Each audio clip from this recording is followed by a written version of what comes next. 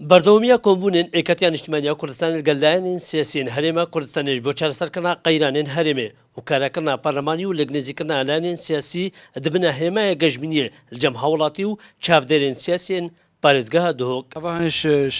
خەمخۆریە ئێکەتی نیشتیمانی کوردستانە و هەمی گاڤاژی توێ هەوڵەدا بۆیە بار و ژیانە خەڵکی کوردستانی بەرەف باشتر بێتن یاد بینێ ژی کو ئەوە هەیامێکی خۆشە وەزعی خەڵکی کوردستانی gelek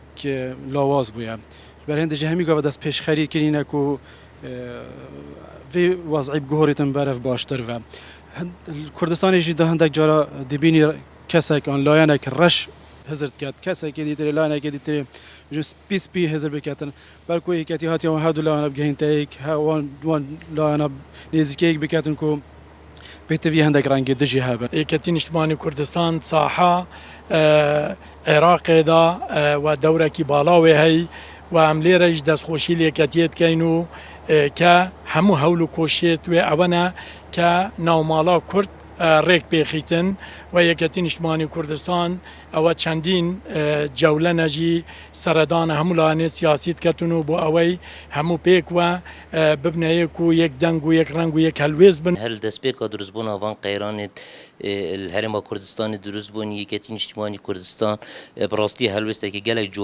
ciwamêran nebû herkê niştimanî û exlaqî li ser milêt xwe rakir. Yeketî Niştimanî Kurdistan li destpêkê hewlda nebite beşekî ji van qeyran û kişêt henê belku yeketiyê bi hemî şiyanê xwe û li ser hesaba qaîde û endamê xwe jî hewlda bibite beşekî ji çareseriyê. هەڵوەسا چالاکوانên دۆک ئەو یەکەش دانە خویاکردن و هەش دەستپێکا قەیرانە و هەتانە هەژی ئێکەتیە بەردەوامە لەسەر سەردانکردنا لایەنên سیاسی و پێشکەشکردنا پرۆژێن چارەسەریە و ئەوەژی هەلویستێک نیشتیمانیە لەورا داخوازش هەموو لایەنên سیاسیên هەرێمێ دەکەن ئەو ژی هەوڵن جددی بدەن ji بۆ چارەسەرکردنا قەیرانن هەرێما کوردستانê